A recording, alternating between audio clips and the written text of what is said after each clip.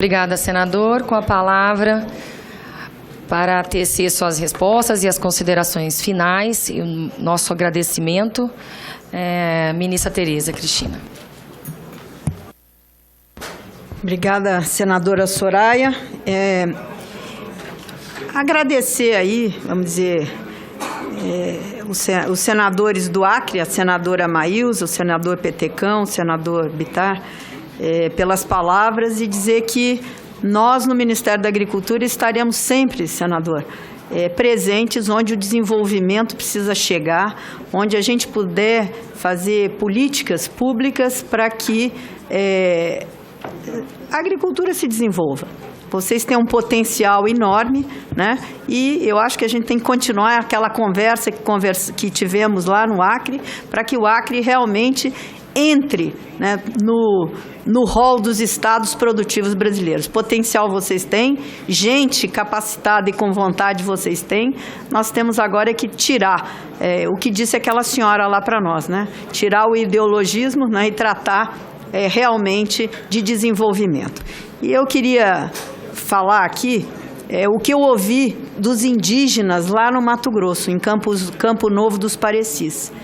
A coisa que mais me marcou não foi eles fazerem uma agricultura moderna, não foi o entusiasmo que eles nos receberam. O que me marcou naquela visita foi o que disse para mim um dos líderes lá da cooperativa que eles criaram, senadora, para a produção. Eles falaram, depois que nós passamos a ser índios produtores, antes nós éramos enxotados na cidade.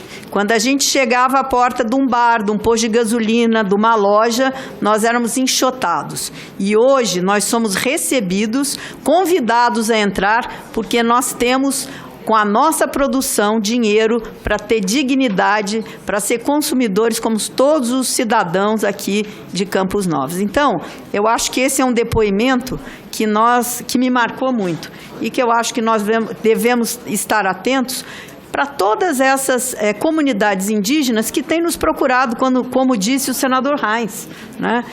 Gente do Pernambuco, índios do Pernambuco, do Centro-Oeste, do Norte, do Sul, querendo o quê? A possibilidade de ter como sobreviver dignamente, trabalhando, que eu acho que é que todos os brasileiros querem essa oportunidade. Por que não dar essa oportunidade aos indígenas? Então, fica aqui como reflexão que nós temos que mudar algumas coisas na legislação urgentemente para que eles não vivam à margem do trabalho e da produção, né? Seja para produzir, seja para receber royalties, seja para produzir na agricultura, porque nós temos indígenas aí que alguns são produtores, outros não, mas que têm possibilidade, eles são ricos, eles têm 13% do território nacional e não podem colocar a mão nessa riqueza para viver com dignidade. Então, fica aqui essa reflexão para que o Parlamento brasileiro possa evoluir com a legislação existente aqui nessa casa,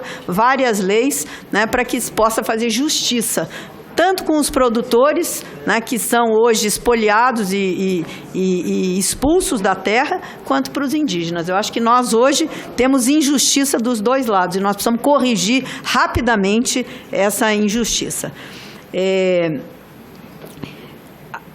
Acho que foi o senador Olímpio que me perguntou sobre a Conab. A Conab continua, sim, com orçamento para fazer a aquisição de produtos. Aí, nós, ano passado, tivemos 2,5 bi. Eu acho que esse ano, nesse plano, no próximo plano Safra, a gente deve ter um pouco mais do que isso. O plano está sendo construído a 4 mãos, juntamente com o Ministério da Economia, mas o Ministério da Economia tem sido muito sensível às nossas reivindicações, e eu espero que, bem antes de junho, quando é o prazo de se lançar o próximo plano Safra, nós já teremos, se Deus quiser, daqui um mês, daqui a, no máximo, 40 dias, a gente já está com esse plano Safra aprovado para poder ser, enfim, colocado aí à disposição dos agricultores brasileiros.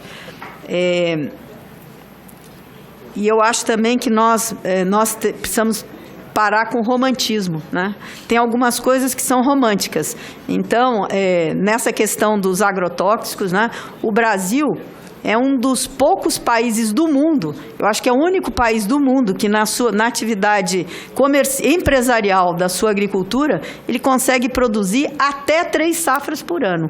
2, com certeza, na grande maioria das regiões, o Brasil produz 2 safras por ano. E pode produzir a terceira, e já produz, quando você tem a irrigação, que nós falamos aqui, que é uma política tão importante e que precisa ser expandida.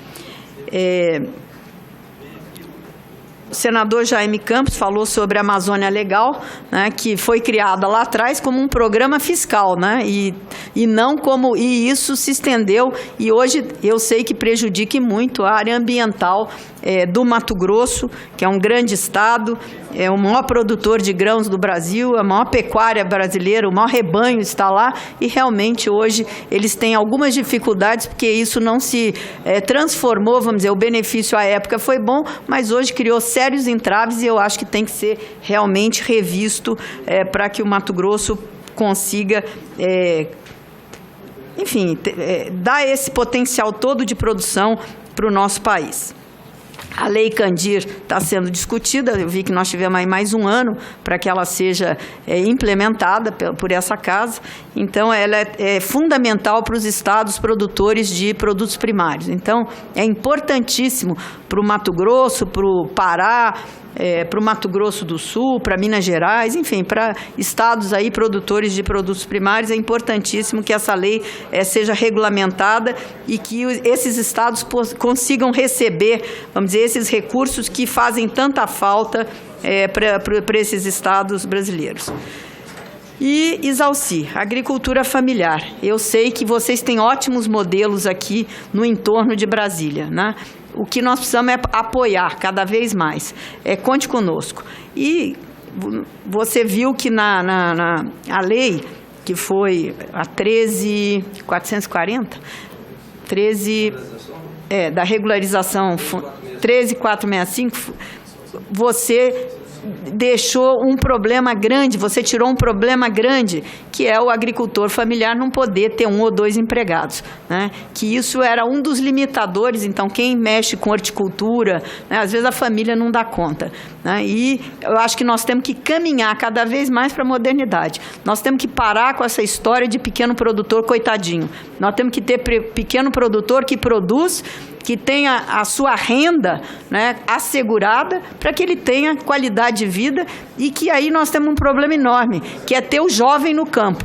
Esse jovem que hoje está na periferia, se ele tiver emprego nas propriedades rurais, pequenas, médias ou grandes, eles voltarão, e pode ter certeza que nós teremos muito menos meninos na marginalidade do que hoje nós temos, porque não tem trabalho e acabam saindo da zona rural e vindo para a periferia das grandes cidades. Então, eu acho que isso é um dever de todos nós, trabalhar para que esse jovem volte e dê continuidade àquelas ações de produção, porque a nossa população rural está envelhecendo e nós precisamos dessa juventude tecnificada, mas também com renda e qualidade para voltar para o campo.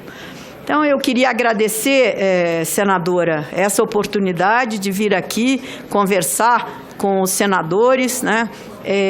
Colocar o Ministério da Agricultura sempre à disposição, aberto ao diálogo, para que a gente possa trabalhar juntos pelo Brasil e por esse segmento, que é o segmento que hoje é o motor da economia brasileira. Muito obrigado a todos vocês.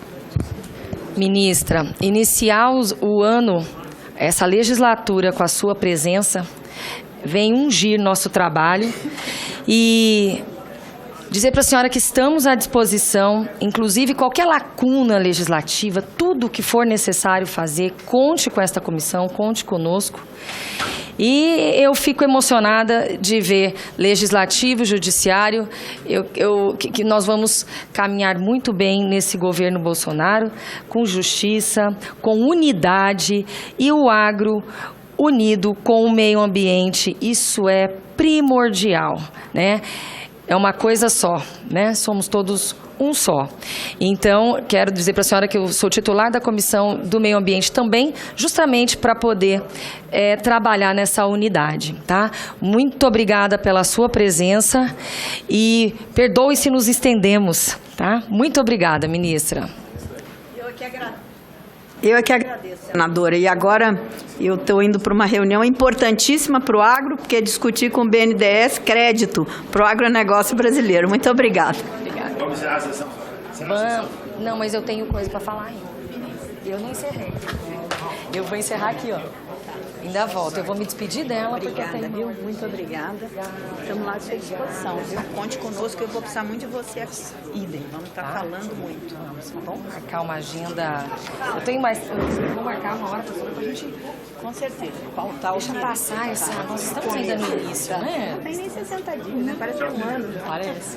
Obrigada. Vocês estão se achando? Vamos. Senador, eu vou encerrar daqui a pouquinho. Eu só vou ler alguma coisinha.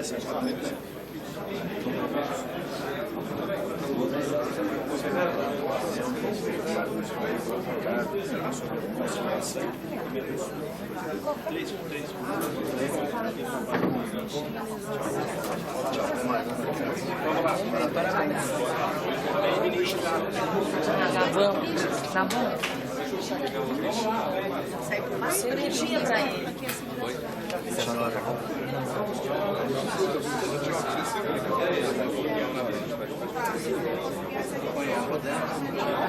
Deixa eu só encerrar aqui. Vou encerrar aqui. Só para encerrar, nos termos... Não, meus óculos.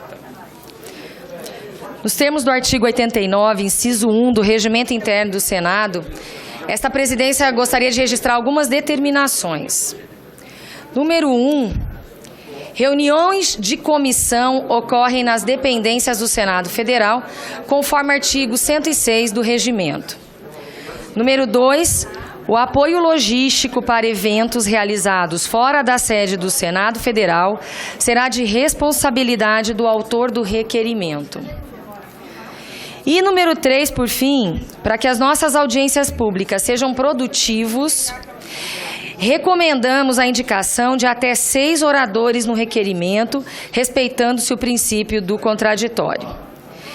E eu gostaria, por fim, de ressaltar que foram designadas relatorias de projetos na comissão.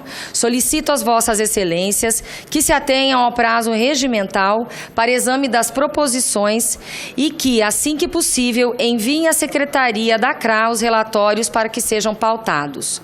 Quanto às políticas públicas, prorrogo o prazo para apresentação de sugestões até o dia 22 de março, perante a Secretaria da Comissão, pelo e-mail cra@senado.leg.br.